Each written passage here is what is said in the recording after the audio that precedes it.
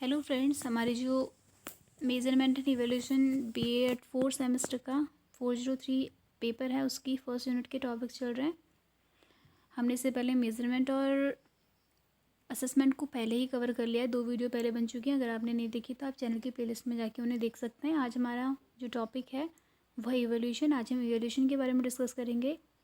Topic जो हम आज कवर करने वाले हैं उसमें है meaning and definition of evaluation, AIIMS and function of evaluation, types and steps and process of evaluation.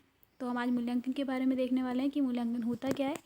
ये एक क्विक रिवीजन वीडियो है जो एग्ज़ाम के पॉइंट ऑफ व्यू से बनाई गई है। अगर आपने पहले ही सारे टॉपिक्स पढ़े हुए हैं तो आप इनका रिवीजन कर सकते हैं इस वीडियो में। सबसे पहले हम देखते हैं मूल्यांकन का अर्थ क्या होता है। जो मूल्यांकन है ये 2 शब्दों से मिलकर बना है, मूल्य प्लस अंकन, जिसका मतलब होता है मूल्यांकन। देखिए, मापन जहाँ किसी व्यक्ति या वस्तु के गुणों को अंकन प्रदान करता है, वही मूल्यांकन उन अंकों का विश्लेषण करता है और उनकी तुलना दूसरों से करके एक सर्वोत्तम वस्तु या व्यक्ति का चयन करता है।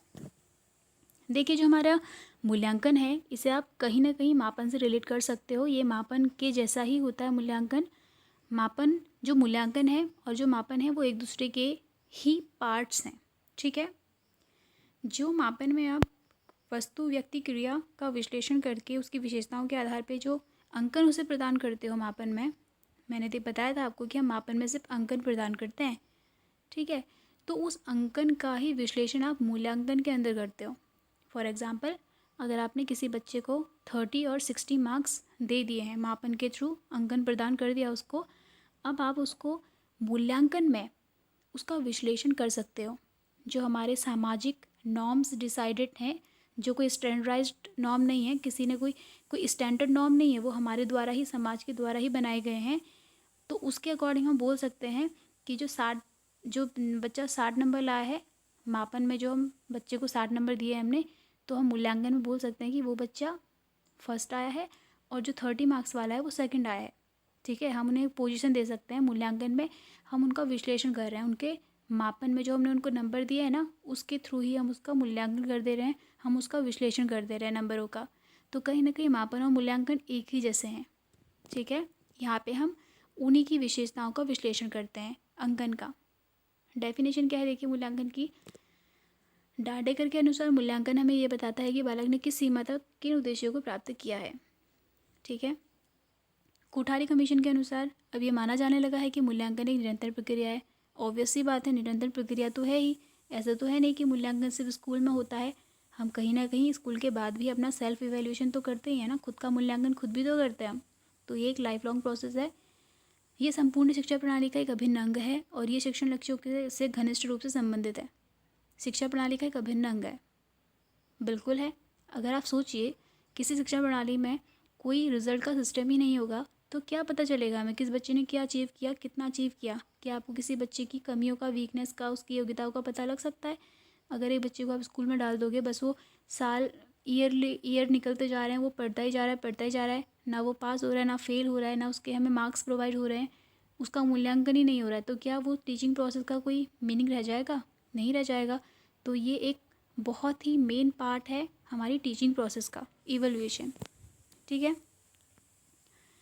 मूल्यांकन के उद्देश्य क्या होते हैं, किन उद्देश्यों के लिए मूल्यांकन किया जाता है? देखिए, जो हमारा मूल्यांकन है इसके उद्देश्य वैसे बहुत सारे होते हैं। अगर आपके माइंड में मूल्यांकन क्लियर है कि हाँ इवैल्यूएशन होता क्या है, तो आप एज अ टीचर सोचिए ना कि आप एक स्टूडेंट का आप इवैल्यूएशन कर रहे हैं, तो आप क्या क्या ऑब्जेक्टिव्स आपके माइंड में रहेंगे? क्यों आप किसी बच्चे का मूल्यांकन करोगे? क्या जांचना चाहते हो आप मूल्यांकन के थ्रू एक बच्चे का? क्या क्या चीज़ों के बारे में पता चलेगा आपको? सबसे पहली चीज़ होती है, मेरे अकॉर्डिंग मैंने 5 पॉइंट दिए हैं और भी बहुत सारे पॉइंट्स आप लिख सकते हो। पहला है डायग्नोसिस, यानी कि निदान। ऑब्वियस सी बात है, आप किसी बच्चे से बात करोगे, उसका मूल्यांकन करोगे, आप कहीं ना कहीं डायग्नोस तो कर रहे हो ना बच्चे को, उसकी प्रॉब्लम जांचने के लिए तो आप उसका मूल्यांकन कर रहे हो।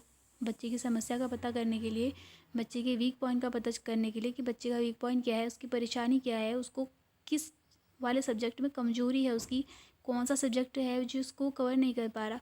इन सारी चीज़ों को जब पता करोगे तो डायग्नोस ही तो करोगे ना आप बच्चे को। फिर डायग्नोस करने के बाद आपको उसकी प्रॉब्लम्स का पता चल जाएगा एंड उसके थ्रू आप उसको रेमेडी दे सकते हो, ठीक है। डायग्नोस के थ्रू आप उसे रेमेडी दोगे और उसका उपचार करोगे। फॉर एग्जांपल, जब आप किसी डॉक्टर के पास जाते हो, जैसे अगर आपको आपको कोई प्रॉब्लम है, आप डॉक्टर के पास जा रहे हो, तो आप क्या करोगे? डॉक्टर आपसे क्या करता है? आपसे पहले पूछता है ना प्रॉब्लम्स क्या है आपको, आपको डायग्नोस तो कर रहा है वो, और डायग्नोस करने के बाद उसी के थ्रू आपको रेमेडी देता है, आपको दवाई देता है। तो ऐसे ही आप भी बच्चे को डायग्नोस करोगे, उसी के अकॉर्डिंग अपनी टीचिंग मेथड डिसाइड करोगे कि हाँ ये बच्चे को ये प्रॉब्लम है, तो आप उसके अकॉर्डिंग अपने टीचिंग मेथड्स को भी डिसाइड करोगे कि मुझे कौन सा मेथड यूज़ करना है, कौन सी विधि यूज़ करनी है। फिर सेकंड है चयन। ऑब्वियसली बात है, चयन के लिए तो मूल्यांकन होता ही है। आप देखते हैं ना, इतने सारे कॉम्पिटेटिव एग्जाम्स हम देते हैं, उसमें सब क्या होता है? चयन ही तो होता है ना, कि अगर 100 बच्चे हैं तो 100 बच्चों में अगर 50 बच्चों का चयन करना है, तो कहीं ना कहीं बच्चों का मूल्यांकन ही तो करते हैं वो जो एग्ज़ाम्स होते हैं। एग्ज़ाम का एम वो मोटिव क्या होता है एग्ज़ाम्स लेने का? कॉम्पिटेटिव एग्ज़ाम जो हम देते हैं उनका मोटिव यही तो होता है कि बच्चों का मूल्यांकन करके जो बेस्ट 50 कैंडिडेट हैं उनका चयन कर लेना। फिर है निर्देशन। अगर आपको किसी बच्चे की अगर आप किसी बच्चे का मूल्यांकन करोगे, जब आपको बच्चे के बारे में पता होगा कि ये बच्चे का वीक पॉइंट ये है, इस बच्चे का स्ट्रॉन्ग पॉइंट ये है, ये बच्चा इस वाले क्षेत्र में अच्छा है, इस फील्ड में अच्छा कर सकता है, उसी के अकॉर्डिंग तो आप उसको गाइड करोगे ना। तो निर्देशन के लिए भी मूल्यांकन जरूरी होता है। उसको आप बताओगे कि बेटा आप साइंस स्ट्रीम ले लो, आप आर्ट की स्ट्रीम ले लो, आप कॉमर्स ले लो, तो इवैल्यूएशन के थ्रू ही तो बता पाओगे आप। फिर है श्रेणी या ग्रेड प्रदान करना। ग्रेडिंग तो आपको पता ही है कि मूल्यांकन के थ्रू हम बच्चों का रिजल्ट निकालते हैं, है ना, नंबर्स देते हैं बच्चों को, ग्रेड देते हैं, फर्स्ट सेकंड थर्ड अनाउंस कर देते हैं। फिर है फिफ्थ, कार्यक्रम और शिक्षण कार्य का मूल्यांकन। इसके थ्रू एक टीचर अपने टीचिंग प्रोसेस का भी मूल्यांकन करता है। अगर वो 100 बच्चों का टेस्ट ले रहा है, उसमें से 95 बच्चे नेगेटिव रिजल्ट प्रोवाइड कर रहे हैं, नेगेटिव रिजल्ट दे रहे हैं, 95 बच्चों का रिस्पॉन्स नेगेटिव है, इट मीन्स टीचर की जो शिक्षण विधि है उसी में कोई प्रॉब्लम है, उसकी टीचिंग मेथड में कोई प्रॉब्लम है। सिर्फ 100 बच्चों में से 5 बच्चे पॉजिटिव रिस्पॉन्स दे रहे हैं, 95 बच्चे नेगेटिव रिस्पॉन्स दे रहे हैं, तो कहीं ना कहीं उस टीचर की टीचिंग प्रोसेस में कोई ना कोई कमी है और उसको अपनी टीचिंग प्रोसेस में अमेंडमेंट की ज़रूरत है। तो आपको इन सारी चीज़ों का भी पता चल जाता है। फिर है मूल्यांकन कितने टाइप का होता है? मूल्यांकन वैसे बहुत टाइप का होता है, जैसे हमारे असेसमेंट भी बहुत टाइप के होते हैं, पर हम मेनली 2 ही टाइप का देखते हैं, फॉर्मेटिव और समेटिव। फॉर्मेटिव यानी कि फॉर लर्निंग, समेटिव यानी कि आफ्टर लर्निंग। फॉर्मेटिव जो हमारी लर्निंग के बीच बीच में होता रहता है, वो वाला मूल्यांकन, जैसे यूनिट टेस्ट। इसमें जो मूल्यांकन है किसी शैक्षणिक कार्यक्रम, शैक्षणिक योजना, योग्यता, शैक्षणिक प्रक्रिया में मूल्यांकन द्वारा सुधार किया जाता है। इसमें किसी शैक्षणिक कार्यक्रम और योजना की गुणवत्ता और उपयोगिता की आकलन किया जाता है ताकि शिक्षण अधिगम प्रभावशाली बनाया जा सके। इसमें आप बीच बीच में बच्चों के टेस्ट लेते हो, FA1 FA2 आपने स्कूल्स में सुना भी होगा। FA1 का रिजल्ट, FA2 का के मार्क्स जो होते हैं बच्चों के चलते रहते हैं। ये जो होता है बच्चों की अधिगम प्रभावशाली बनाने के लिए करते हैं। फॉर एग्जांपल जो बच्चों की UT होते हैं, यूनिट टेस्ट, वो क्यों लिए जाते हैं? ताकि बच्चों को पता चल पाए कि वो किस वाले सब्जेक्ट में वीक हो रहा है, उसका कौन सा सब्जेक्ट ऐसा है जिसमें उसको ज़्यादा ध्यान देने की ज़रूरत है। तो इससे क्या होता है कि फ़ाइनल एग्ज़ाम आने तक बच्चे अपने आप को उस वाले सब्जेक्ट में थोड़ा सा इम्प्रूव कर सकता है, उसको पता चल पाएगा ना, टीचर को भी पता चल जाएगा कि इस बच्चे का ये वाला सब्जेक्ट जो है वीक हो रहा है, और बच्चे को भी पता चल जाएगा कि मेरा ये वाला सब्जेक्ट वीक हो रहा है। तो ऐसे बच्चा अपनी अधिगम जो उसकी लर्निंग प्रोसेस है उसको प्रभावशाली बना सकता है, उसमें सुधार कर सकता है।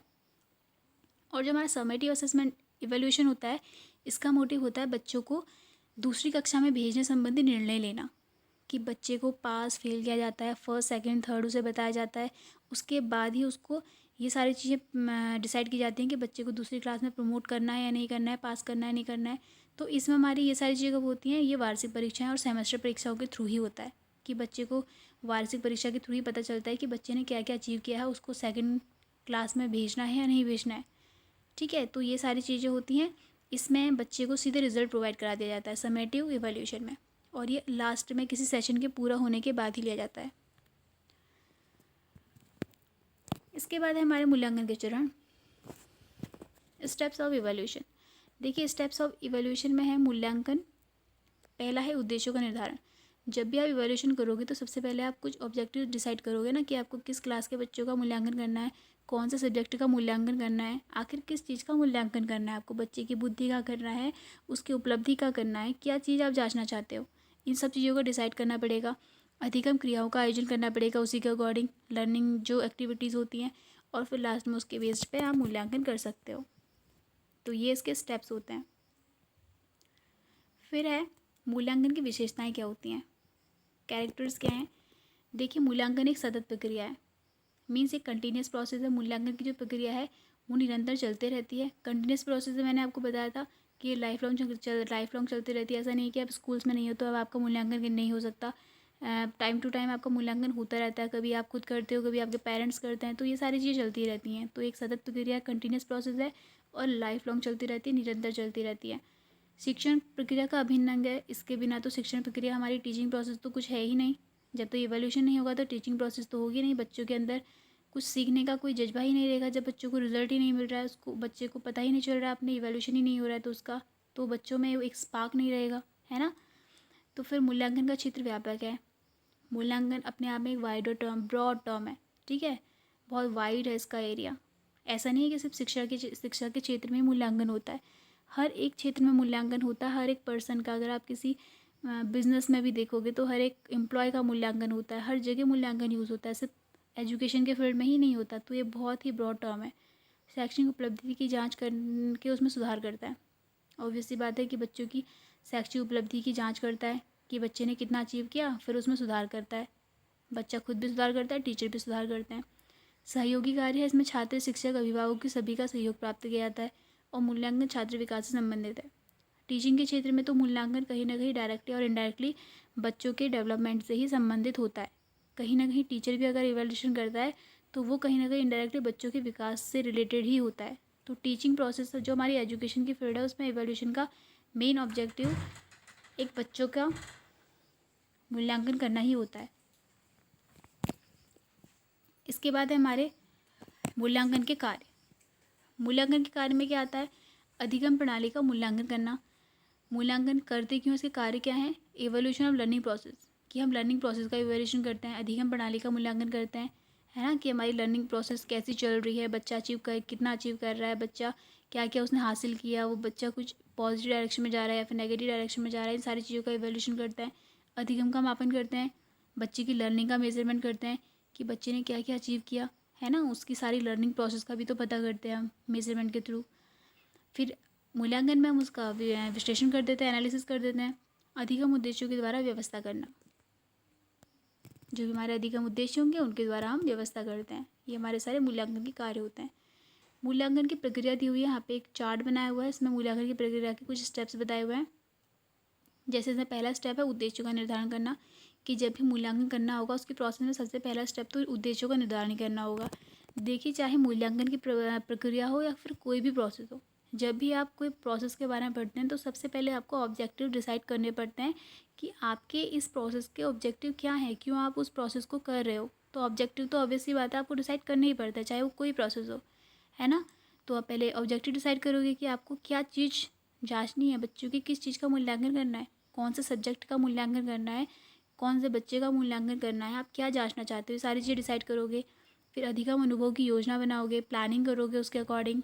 फिर उसके अकॉर्डिंग आप लोग जो टूल्स हैं वो डिसाइड करोगे कि अगर आपको बुद्धि का परीक्षण करना है तो आपको उसमें इंटेलिजेंस से रिलेटेड टेस्ट के बारे में पता होना चाहिए कि आप कौन सा इंटेलिजेंट टेस्ट यूज़ करोगे। यहाँ पे इंटेलिजेंट को मापना है, अचीवमेंट को मापना है, तो कौन से वाले अचीवमेंट टेस्ट का यूज़ करोगे आप। तो ये सारी चीज़ें डिसाइड करोगे, टूल्स जो होते हैं। फिर हमारी मूल्यांकन तकनीकों की रचना करोगे, फिर उनका कंस्ट्रक्शन करोगे सारा डिसाइड करने के बाद। एंड उसके बाद उन सारी चीज़ों से एविडेंस प्राप्त करोगे, है ना, उन सारे टूल्स का यूज़ करके बच्चे का एवेल्यूशन करोगे। एविडेंस जितने भी डाटा होगा वो सारी चीज़ें कलेक्ट करोगे और फिर उन सब चीज़ों को, उन सारी चीज़ों की व्याख्या करोगे आप। सारे एविडेंस मिलने के बाद आप उन सारी चीज़ों की व्याख्या करोगे, उनको एक्सप्लेन करोगे, उनको लिखोगे, और ये हमारी मूल्यांकन की जो प्रोसेस है वो कंप्लीट हो जाएगी। तो हमारी इस वीडियो में इतना ही था। देखिए, वैसे मैंने आपको पहले ही बता दिया था कि ये जो हमारा वीडियो है ये एक रिवीजन वीडियो है जो एग्ज़ाम के पॉइंट ऑफ व्यू से बनाया हुआ है। ये सारे जो टॉपिक्स अगर आपने पहले पढ़े होंगे तो आपको समझ में आए होंगे। अगर आप इस सारे टॉपिक्स पे डीपली वीडियो चाहते हो तो आप मुझे कमेंट कर दीजिएगा, मैं हर एक टॉपिक पे डीपली वीडियो बनाऊंगी।